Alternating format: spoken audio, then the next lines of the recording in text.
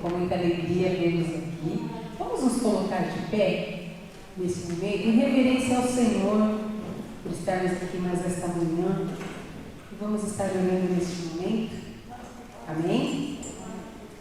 Senhor Deus e Pai, em nome de Jesus, meu Deus querido, essas pessoas que aqui presentes estão, vieram para buscar a Tua face, porque a Ti elas querem ver, ó Deus. Obrigada, Senhor, porque o Senhor fala conosco através do silêncio. E neste momento nós pedimos ao Senhor que venha conduzir a cada um de nós. Que o Teu Santo Espírito, Senhor, fale com cada pessoa aqui presente. E receba, Pai, a nossa adoração em louvor a Ti, para a glória do Teu santo nome. Amém. Deus abençoe. Pode se assentar.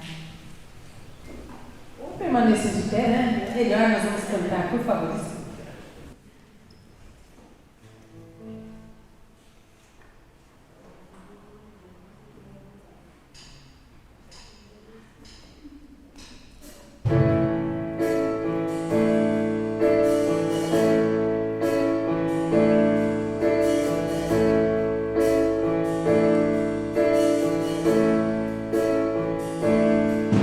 Cantai ao Senhor,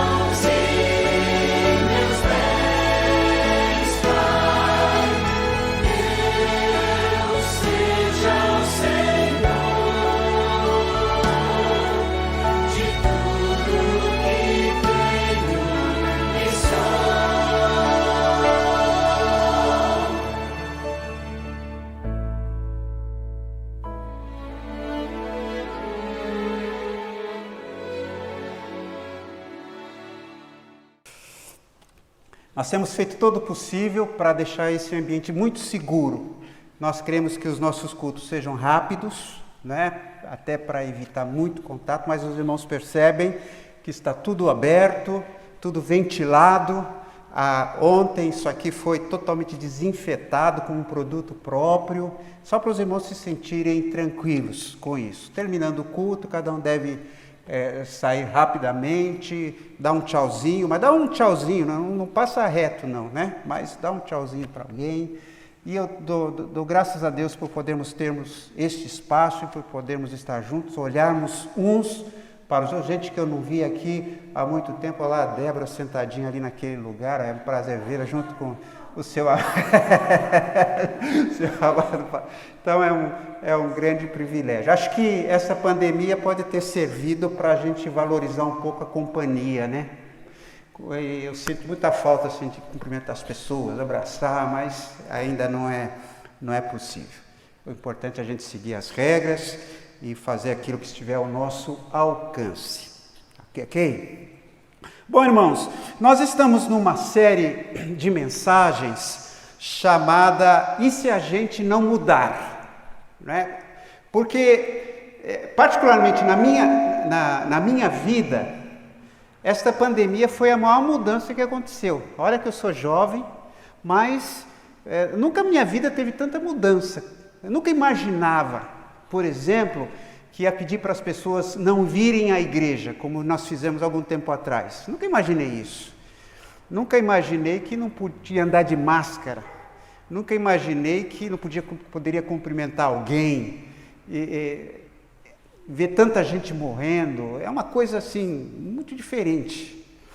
E se a gente não mudar depois disso? Se essa sacudida que nós estamos levando, e tantas coisas que estão sendo mostradas, como eu tenho dito, né, nós temos valorizado assim, puxa, como é bom poder andar em público, como é bom poder ir a um parque, como é bom poder ir à igreja. Se a gente não valorizar e não mudar, o que vai acontecer da gente? E hoje eu queria falar sobre quando não sabemos o que fazer. Quando a gente não sabe o que fazer. Né? E esse sermão foi tirado de uma frase, esse título, de uma frase do rei Josafá, lá de Judá. Só para os irmãos entenderem essa história, lá em 2 Crônicas, capítulo 20, Judá foi ameaçada de ser invadida por 3 povos. 3 povos se uniram para invadir Judá, um grande exército. Aí os postos avançados avisaram o rei, que era Josafá, que era um bom rei, né? Avisaram a Josafá, né? E Josafá ficou com medo, e Josafá proclamou jejum, proclamou oração, porque falou, agora nós estamos lascados, porque 3 exércitos contra a gente, né? Mas aí o Senhor usou seu profeta e falou, olha, não se preocupem, essa guerra é minha, deixa comigo. E de fato, a vitória foi conquistada, de uma maneira em que o povo não teve que fazer nada, o exército não teve que fazer nada. Mas quando Josafá ficou sabendo que os exércitos estavam chegando, ele disse para as pessoas, não sabemos o que fazer, eu não sei o que fazer, numa situação dessa, o que eu posso fazer? Você já passou por isso?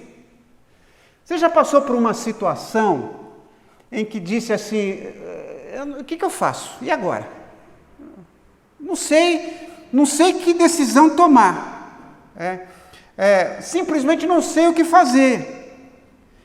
E então esse texto de 2 Crônicas, capítulo 20, ele nos dá um exemplo do que fazer quando não sabemos o que fazer. É isso que a gente quer aprender aqui com esta situação. Algum dia, você pode ter certeza, algum dia o inimigo vai avançar contra você. Pode ser através de uma enfermidade, eu sempre me pergunto, qual será a minha reação se um dia um médico disser, olha, o seu caso é grave e você tem pouco tempo de vida. O que eu vou fazer? Ou quando você não tem um problema financeiro, você for atingido por um problema moral, um dia o inimigo vai atacar a gente. E esta perda, esta doença, um acidente, vai deixar a gente muitas vezes paralisado. Eu não estou aqui falando de situação corriqueira, né? Deus nos deu inteligência para a gente resolver muitas coisas. Nós não somos acomodados, não devemos pregar o comodismo, nós não devemos pregar infantilismo. Eu fico muito feliz quando os meus 3 filhos resolvem os seus problemas sozinhos. Fico muito feliz. E tem muita coisa que eles têm capacidade de resolver.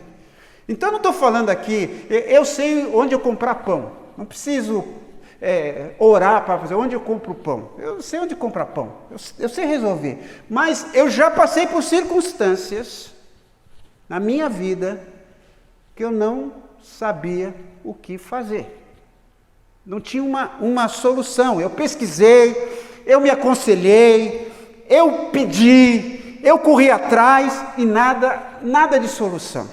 É sobre isso que eu quero falar. O que fazer quando você não sabe o que fazer? Eu não vou ler o texto, porque o texto é longo, mas eu vou citar os versículos e depois eu queria sugerir aos irmãos que lessem lá em sua casa 2 Crônicas, capítulo 20. Bom, como eu falei, esse texto nos fornece alguns modelos de atitudes de o que fazermos quando não sabemos o que fazer. A primeira atitude é: identifique o seu inimigo. Quem é o meu inimigo real? Quem é que está me atacando? Nós lemos lá no versículo 1, algum tempo depois, os exércitos dos Moabitas, dos Amonitas, junto com os Meunitas, invadiram o país de Judá. 3 povos para invadir Judá. Então aqui se fala claramente sobre quem eram os inimigos. Este princípio de identificar o inimigo pode parecer óbvio, mas na verdade ele não é óbvio. Muitas pessoas simplesmente não sabem quem é o seu inimigo. Geralmente nós pensamos que o inimigo é uma pessoa que está tentando roubar o nosso emprego, alguém da nossa família. Mas muitas vezes, meus irmãos, o nosso inimigo é a nossa atitude. Não é tanto a situação que nos sufoca, que nos deprime, é a atitude que nós temos em relação àquela situação. Então, antes de começarmos a vencer as nossas batalhas, nós precisamos identificar, honestamente, quem é o nosso adversário. O texto fala, neste versículo 3, no versículo 3, que Josafá ficou com medo e orou. Anote aqui, ele ficou com medo. Olha só a reação dele. Quando ele soube que as 3 nações estavam vindo contra ele, ele ficou assustado e ficou com medo. Agora, o medo é uma reação natural. Só um psicopata não tem medo. O medo é importante para as nossas vidas. Nesta pandemia, só um psicopata não tem medo. Os irmãos estão com máscara, nós nos cuidamos, nós ficamos preocupados. No domingo passado, a namorada do meu filho, do Abner, contraiu Covid. E ela já tinha sido vacinada 2 vezes, ela trabalha na área de saúde, e assim que ele soube disso, o Abner foi lá e fez o teste, e deu negativo. Mas note, é uma reação natural. Opa, eu preciso me cuidar, né? Agora, o medo é natural quando nós lidamos com a maneira correta. Eu sinto medo e agora? O que eu vou fazer? Bom, eu vou me vacinar. Ou eu vou fazer um exame. Agora, se eu fico paralisado, se eu entro em pânico, então, este medo não é um medo saudável. Não é? Quando nós desanimamos, quando nós desistimos e até ficamos bravos com Deus, nós questionamos, por que eu? Então, nós somos derrotados. Então, às vezes a gente precisa entender o seguinte: o meu inimigo é esse. Isso aqui é meu inimigo. Não posso deixar que minhas atitudes, minha reação às situações de pânico me paralisem. Não sei o que fazer e fico paralisado. Pois bem, quando você não sabe o que fazer, busque o seu inimigo. Qual é o meu problema? Quem que está me atacando? Qual é a minha situação agora? É dinheiro? É falta de recursos? Qual é a minha situação? Em segundo lugar, busque a Deus. O versículo 3 fala assim: Josafá ficou com medo e orou a Deus. Josafá ficou com medo e orou a Deus. Orou a Deus pedindo socorro.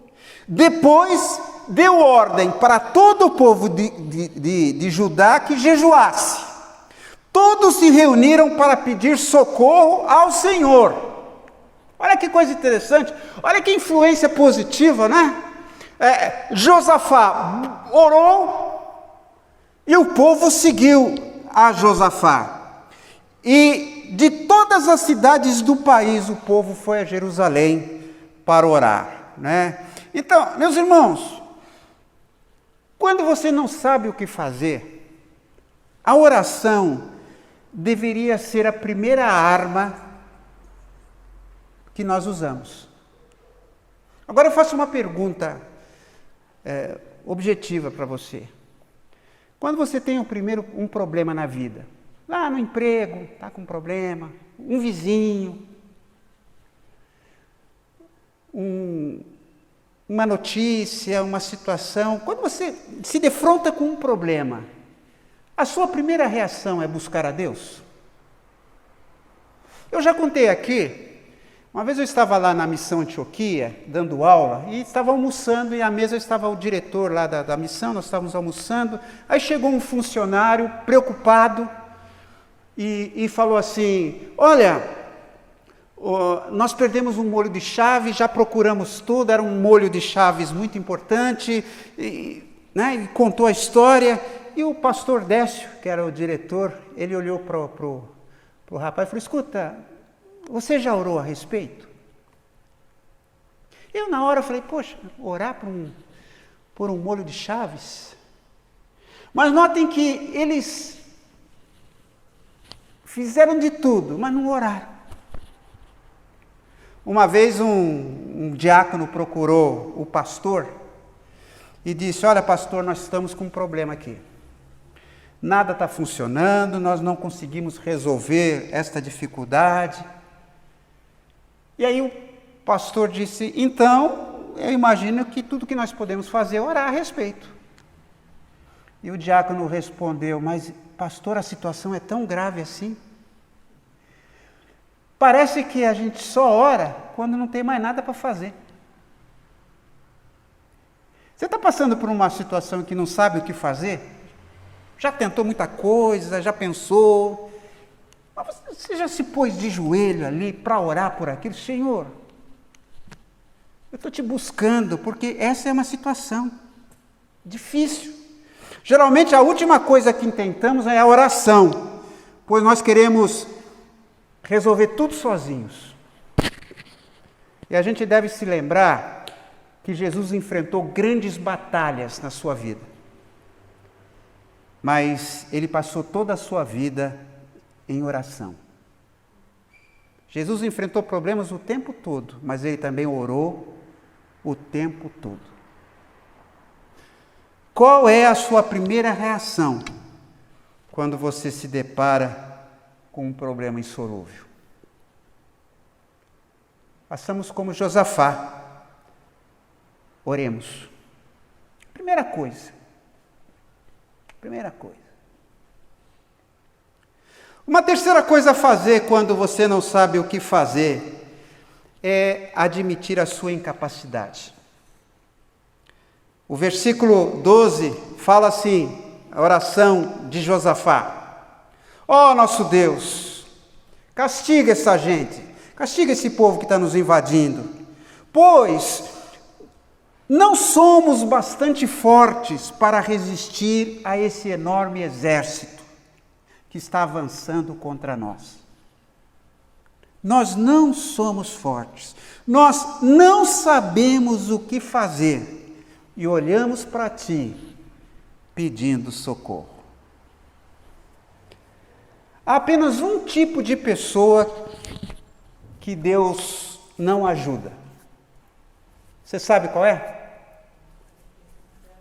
Qual é a pessoa que Deus não ajuda?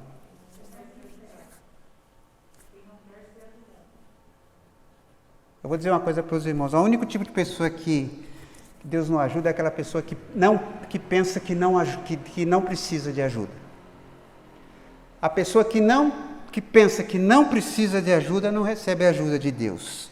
Quando você chegar para Deus e disser, Senhor, eu estou com um problema, eu preciso de ajuda, eu admito a minha incapacidade, então Ele poderá ajudá-lo. Aquele texto do apóstolo Paulo, aqui em que o Senhor Jesus disse para Paulo, a minha graça te basta, porque o meu poder se aperfeiçoa na fraqueza. É que a gente é meio arrogante, né? A gente acha que sabe tudo. Mas é difícil para o rei dizer, Senhor, eu não sei o que fazer. Eu não sou forte o suficiente para resolver isso. Já viu assim, campanha política, um candidato dizer assim, olha, eu não sei qual é a solução, nós vamos tentar aqui. Todo mundo sabe tudo. Campanha política é um paraíso, né? Todo mundo vai resolver todos os problemas. Mas dizer assim, eu não sei o que fazer, eu não sou forte, eu não tenho inteligência suficiente, eu não tenho temperamento para isso, eu não tenho gosto para isso, aí é difícil. A gente precisa crer que Deus é maior do que os nossos problemas. Então, admita a sua incapacidade. Uma quarta sugestão aqui que esse texto nos fornece quando a gente não sabe o que fazer é confiar nos recursos de Deus. Lá, versículo 12, o texto que eu já citei aqui, não sabemos o que fazer. Nós precisamos voltar os nossos olhos para o Senhor. Seguidamente, nós voltamos os nossos olhos para qualquer coisa, menos para Deus. Exceto para aquele que pode solucionar os nossos problemas. Sabe, irmãos, as circunstâncias podem ser comparadas a um colchão.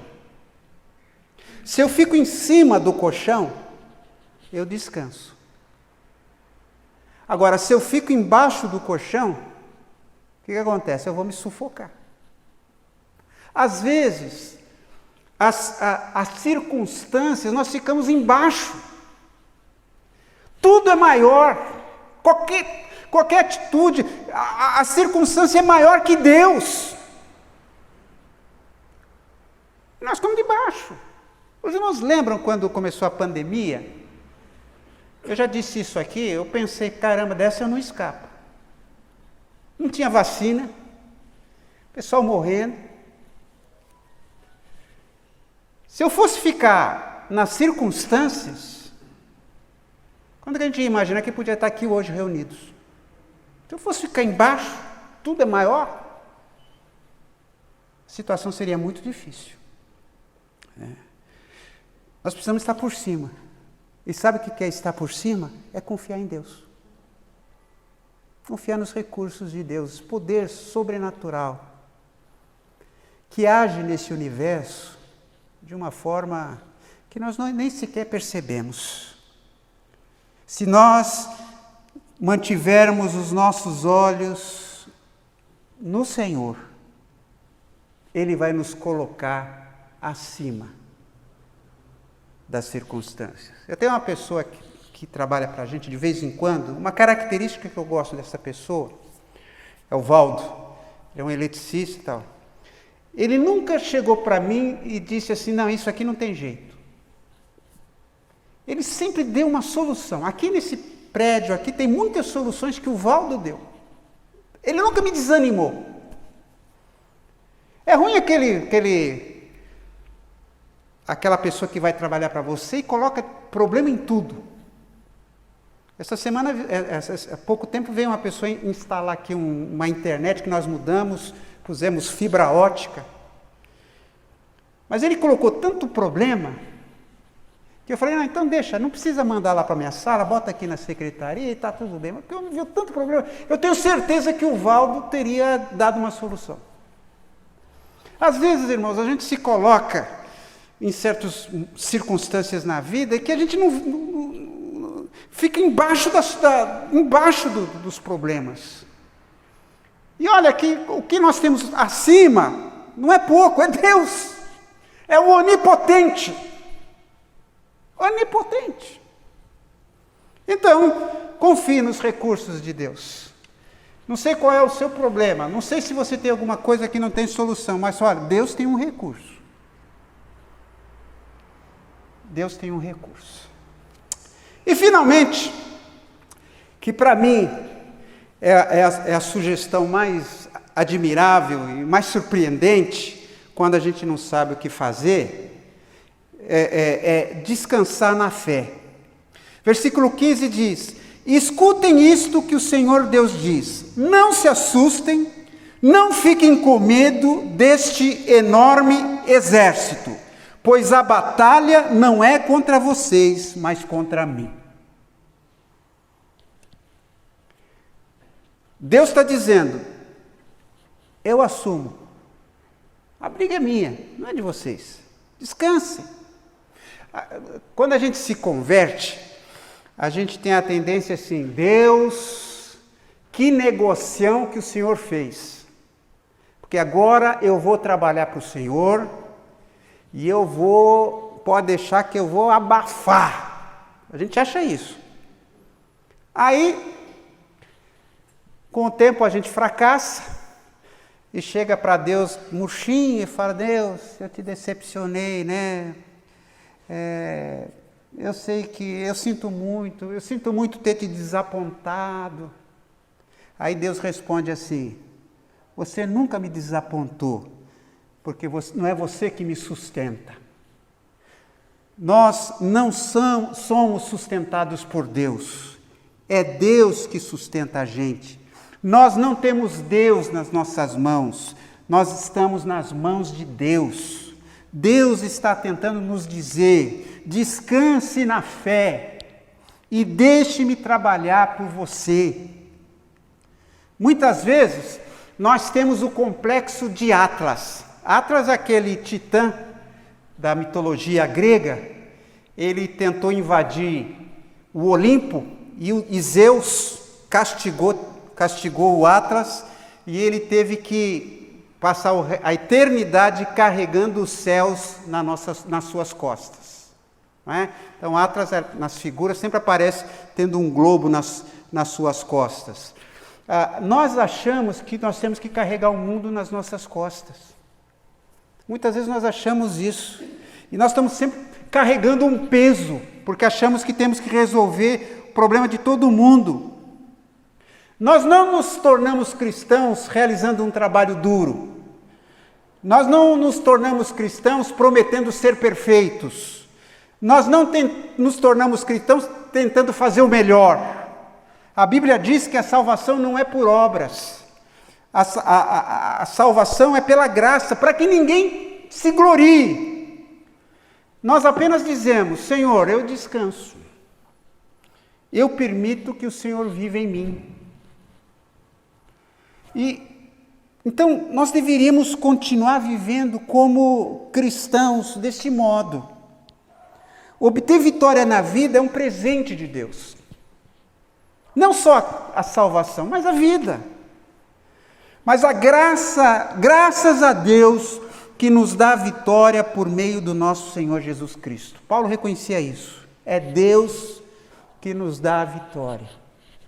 Você conseguiu aquele emprego, passou naquele concurso, se formou naquela situação, conseguiu comprar um carro, conseguiu fazer uma casa, conseguiu fazer uma grande viagem. A nossa atitude devia ser: graças a Deus que nos dá a vitória. Descansar. Precisamos aprender que Deus é suficiente em todas as situações. Precisamos permanecer fundados no caráter de Deus. Deus é fiel, podemos confiar nele. Ele nunca vai nos deixar. Temos de permanecer firmes na palavra que ele entregou aos seus profetas. Ou seja, permanecer firmes na palavra de Deus. A Bíblia é a palavra de Deus e precisamos esperar suas promessas com fé, quietos, descansados na sua presença. Descanse na fé. Não tente carregar o mundo nas suas costas. Não sinta o peso do colchão sobre você. E, finalmente, agradeça antecipadamente. Essa aqui é demais. Os irmãos, imaginem a situação. Um vale, de um lado um exército, do outro lado outro exército. O exército de Judá, e aqui 3 exércitos imensos. E aí qual é a ordem de Josafá? Versículo 21 em diante. Depois de consultar o povo, Josafá ordenou que alguns cantores vestissem roupas sagradas e marchassem à frente do exército, louvando a Deus e cantando: louvem a Deus o Senhor, porque o seu amor dura para sempre. Louvem a Deus o Senhor, porque o seu amor dura para sempre. Logo que começaram a cantar, o Senhor Deus causou confusão entre os moabitas, os amonitas e os edomitas, e eles foram derrotados. Viu que situação? Saiam cantando. Ele não falou: peguem as armas, vistam os seus escudos, se preparem, fiquem atentos. Não, saiam cantando, louvando a Deus, porque o seu amor dura para sempre. É isso que Deus diz ao seu povo. Este é o plano de Deus para a batalha. Quero que todos aqueles que fazem parte do coral tomem a dianteira. Vem cá, Tânia, vem cá, Hércules, vem cá, Silvana, saiam cantando à frente dos problemas. E assim, eles partem para a batalha com o coral à frente do exército, cantando louvores a Deus. E sabe o que é melhor de tudo? É que o plano funcionou. Esse plano maluco, aos olhos humanos, o plano de Deus funcionou. Lá no Novo Testamento, a Bíblia diz: em tudo dai graças. A Bíblia fala desse espírito de gratidão. Meus irmãos, a gratidão é a maior prova de fé que alguém pode ter. Gratidão. Quando você, em meio às dificuldades, consegue agradecer a Deus. Eu me lembro algum tempo atrás, o Arthur mandou para a gente um artigo sobre George Miller, que tinha muitos orfanatos lá em Londres. E uma história que sempre me marcou muito foi que um dia eles, de manhã, não tinha nada para comer, as crianças à mesa, e o George Miller falou assim: vamos agradecer a Deus pelo alimento. E orou pelo alimento. Ele acabou de orar, alguém bateu a porta. Era um entregador de pão. E ele disse, olha, era uma carroça, né, que entregava pão, olha, a minha carroça quebrou a roda e eu vou perder esse pão aqui, você está precisando? E deram o pão. Isso ele conta lá na sua biografia. Sabe assim, vamos agradecer antes? Assim, você está no meio daquele sufoco e diz assim: Senhor, eu te agradeço porque o Senhor é bom, porque o Senhor é acima de qualquer coisa, eu te agradeço por essa situação. Foi isso. Humanamente falando, ele não tinha nada para agradecer, tinha que tremer. Ele agradeceu a Deus. Uma tarde, eu estava aqui no meu escritório e veio um fiscal da prefeitura entregar uma multa para a igreja. Eu recebi, sentei ali, era uma sexta-feira à tarde. E parece que tudo ficou preto ao meu redor. Falei, não vai ter jeito. Tentei ligar para o escritório lá que nos dá assessoria, ninguém atendia, não tinha ninguém com quem falar. Me bateu um desânimo. E eu depois, me lembrando dessa experiência e pensando nesta palavra, eu fico pensando, o que me faltou foi gratidão. Faltou dizer assim: Senhor, eu te agradeço por essa provação, porque todas as coisas contribuem para o bem daqueles que te amam, e tu sabes que eu te amo imperfeitamente, mas eu te amo. Eu te dou graças pelo teu poder, pela tua misericórdia, pela tua bondade, mas não fiz nada disso. Só senti a nuvem preta aqui. Só faltou descer um urubu em cima de mim. Então, agradeça antecipadamente. Por que Deus agiu deste modo? Para que nós aprendêssemos de maneira clara e objetiva que devemos louvá-lo com fé, mesmo antes da vitória.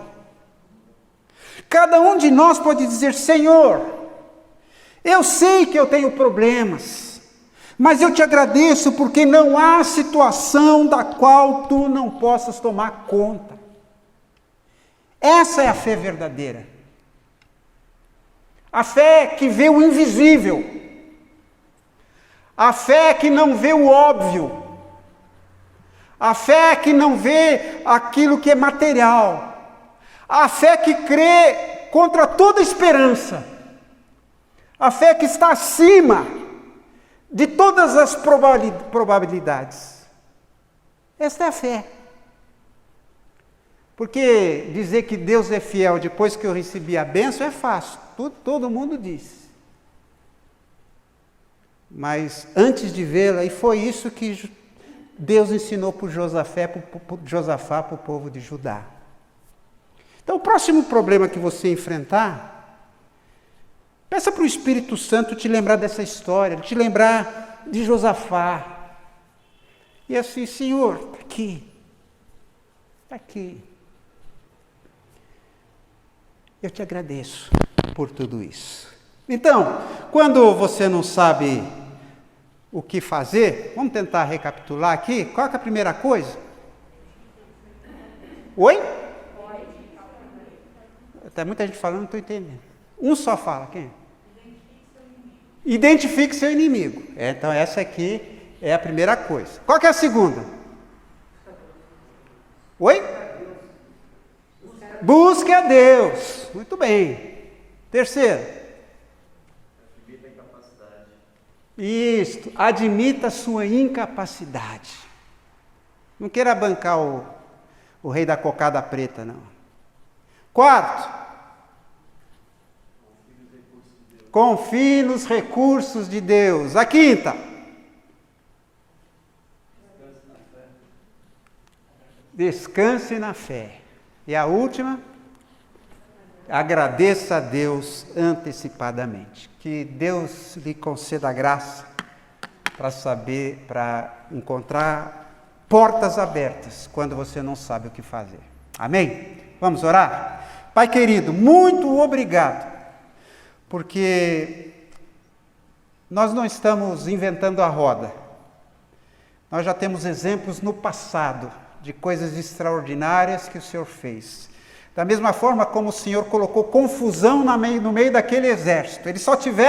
O povo só teve que pegar os despojos, só o pagamento. O Senhor pode fazer isso com cada um de nós, se nós estarmos na Tua presença e seguirmos aquilo que é da Tua direção. Abençoa cada pessoa aqui, abençoa cada pessoa que está assistindo este culto, que, ó Pai querido, se alguém aqui enfrentando uma dificuldade e não sabe o que fazer, que o Senhor possa estar manifestando a Tua soberania, o Teu poder nestas vidas, em nome de Jesus. Amém. Esse período do envelhecimento até do nosso cérebro nos leva a escrever o que a gente vai ter que falar, né? Bom, mas hoje é assim, todos sabem que é o dia do pastor, né? E que é uma data especial para celebrarmos a importante missão dos líderes da igreja, que a conduzem através de pregações e orientações espirituais. Em Atos dos Apóstolos, vemos que as comunidades primitivas tinham seus líderes, que eram responsáveis por pregar a palavra aos fiéis, de forma a exortá-los na fé.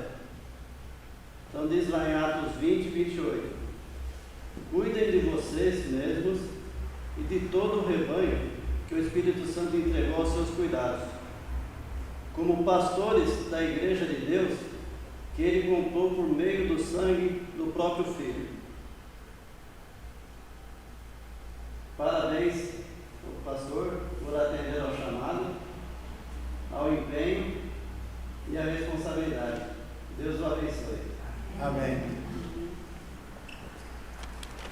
Então, o Nível já estava preocupado que ninguém falou nada. Ele falou, poxa, não sei que vai ter mais um. Mas assim, é só um mimozinho, né? Obrigado. Eu vou pedir para o pastor Edé, sei que é feito também, pastor. Vou pedir para a igreja orar. O pastor Rodrigo não está trabalhando hoje ele está em Cantão, ele trabalha na área da saúde. Mas vamos estar orando. Então, ficar de pé, queria que os irmãos estendessem suas mãos.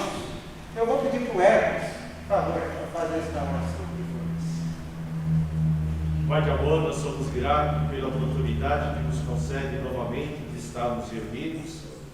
E nesse momento especial, nós lhe pedimos uma bênção sobre a vida dos nossos pastores. Amém. Amém. Que tu venhas cada dia mais estar guiando o passo de cada um deles, dando-lhes sabedoria e paciência para cuidar do teu rebanho. Amém. Nós somos gratos por tudo de bom que tem conduzido a vida deles até o presente momento, Pai. E abençoe as suas famílias também, Pai. E abençoe também todo o nosso país, em nome de Jesus. Amém. Amém. Amém.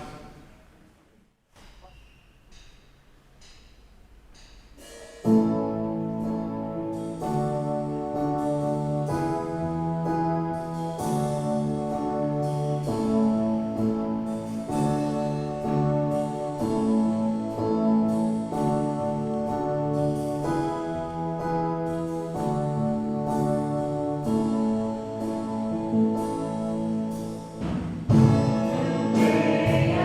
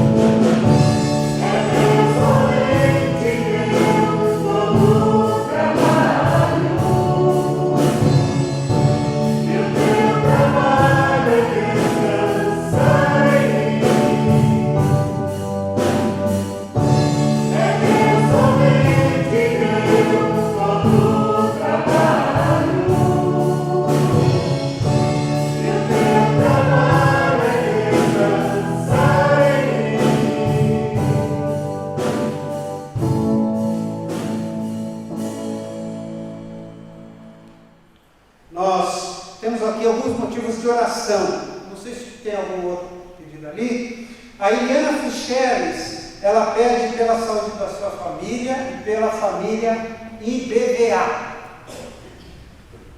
E também pelos pastores Silvio, Rodrigo, Edércio, que Deus os abençoe.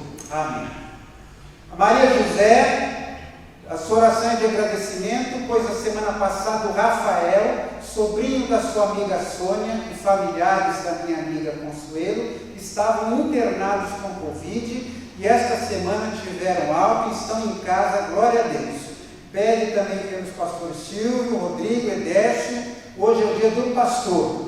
Que Deus esteja renovando, dando sabedoria, saúde física, emocional. Agradece pelas pastorais e pelo ensino da palavra de Deus através dos cultos online, que tem renovado as nossas forças. Obrigado, Deus abençoe a gente. Selma Carvalho, pede oração pela família da sua irmã Célia, pois todos contraíram a Covid. E por uma vizinha, Euselena, também internada com Covid. Que Deus continue nos guardando. Sônia e José Continati são agradecidos a Deus pelo seu cuidado nesses tempos de pandemia, com a sua família e com toda a família IBVA. Ele diz aqui: a humanidade já experimentou outras pragas e epidemias, não existiam hospitais, médicos, drogas para combatê-las. A Bíblia menciona uma dessas tragédias e cita lá vários versículos bíblicos. Obrigado, Senhor, por cuidar do seu povo.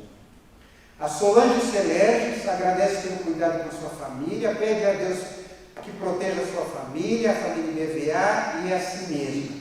Que o Senhor Deus tenha misericórdia do nosso país, guiando os políticos e governantes no caminho do bem. Pede ainda oração por seu amigo Carlos, que está com Covid. A Dani Brito agradece a Deus pelo cuidado nesses dias que ficamos isolados por conta da Covid. Todos pegamos, a família da Daniela. As crianças estão bem, sem nenhum sintoma, e ela também está bem, mas o Carlinhos ainda está com tosse e com febre. Vamos estar orando pela família do Carlinhos, da Daniela. E a Terezinha pede oração pelo André, que está com Covid-19 e foi entubado, que Deus sustente e cure. Pede pela Zenaide, também com Covid-19, que está entubado e agora está com pneumonia. Pede a Deus que intervenha nessa situação que estamos vivendo no Brasil e agradece a Deus por todas as bênçãos recebidas. O Elvin pede oração para o seu amigo, pastor Adriano Silveira, precisou ir para a UTI, pois está com a Covid. A Elisa Artus agradece a sua melhora, ela estava com pneumonia, e pede oração pela sua cidade, Indaiatuba, que está com muitos casos de Covid e foi decretado estado de calamidade pública. Que Jesus tenha misericórdia de todos. Anida, o seu desejo é que Deus nos livre dessa tristeza que estamos passando, que Ele tenha misericórdia de nossa família. A Maria Luísa pede oração pela vida da sua mãe, Valdice, que está hospitalizada. A Josiane agradece a Deus pela vida da sua irmã Cristina, que teve Covid-19 e está bem, não precisou ser hospitalizada. E a Patrícia pede que Deus guarde ela, a sua família, e iremos fazer uma viagem. Que Deus os guarde, Deus abençoe a família nesta viagem. Amém? Amém. Vamos ficar de pé. E em seguida nós vamos estar cantando mais um hino e encerrar. Pai querido, nós somos frágeis, há muitas situações em que nós não sabemos o que fazer. Nós sabemos que devemos nos guardar, devemos usar máscaras, devemos lavar as mãos, devemos evitar aglomerações. Isso nós sabemos, ó Deus. Mas nós não enxergamos os vírus. Muitas vezes podemos ser infectados sem perceber, sem saber como. E diante disso, Senhor, nós colocamos nossa vida nas Tuas mãos. E pedimos, ó Pai, por todas essas pessoas que estão hospitalizadas, entubadas, pessoas que estão com problema de respiração, sentindo dores, sentindo desconforto, Pedimos pelos médicos, as enfermeiras, todos os profissionais da saúde. Tenha misericórdia, Senhor. Guarda, livra-nos de todo mal. Eu te peço pelo nosso país, um país sofrido, um país conturbado, um país dividido. Ó Pai de amor, tenha misericórdia de nós. Ó Deus, levanta pessoas capazes, pessoas íntegras, pessoas abnegadas, para que possamos sair dessa situação. Ó Pai, eu também estou me lembrando do João Pedro, ali em Três Lagoas, pessoa tão querida, tantas vezes estivemos juntos, tantas conversas, tantos planos fizemos. Visita o João Pedro, visita aquela vida, Senhor, preciosa, dando-lhe a cura. Ó Pai, muito obrigado, porque estamos aqui. Se estamos aqui, isso é um resultado extraordinário da Tua graça, do Teu amor, do Teu cuidado para conosco. Estamos aqui respirando, estamos aqui louvando ao Senhor. Muito obrigado por esse privilégio. Visita todas as pessoas que estão participando deste culto, através da internet também. Tu sabes as necessidades de cada um. É a nossa oração, em nome de Jesus. Amém. Bom, domingo que vem às 10 horas estaremos reunidos. Nós estamos planejando aqui, estamos bolando, vamos fazer um teste, em fazer pelo menos um culto de quarta-feira ao vivo. Então todo mundo vai poder entrar e fazer até seu pedido. Tá? Mas ainda estamos estudando. Os irmãos vão ser avisados por isso. A nossa ideia é também transmitir ao vivo. Aí, se a gente conseguir der tudo certo, nós vamos poder até fazer o culto mais tarde. Tá bom? Bom, sigam em paz, que Deus abençoe. Vamos cantar com a música. Amém. Chegou aqui um pedido. É da irmã Cleusa. Conforto para a família de Sara e Rogério Torelli. Perderam o filho Lucas, acidente de moto, no Paraná. São da família de Getsemane. Então vamos estar orando por essa família, Sara e Rogério Torelli. A Sara da irmã Dirce, o filho da Sara. Que tristeza. É o neto, por isso que eu vi a Marlene falando, eu não sabia quem é. Vamos estar orando por essas vidas. Viu? O João Pedro não está só, está quase a família toda com Covid. Toda a família. A Simone não está bem. A Sônia também não está, e tem que cuidar da Simone. E quase todos eles pegaram Covid. Quem está pior é o João Pedro, mas a família inteira está precisando de ajuda, de oração. Vamos estar orando por essa família querida. Vamos cantar.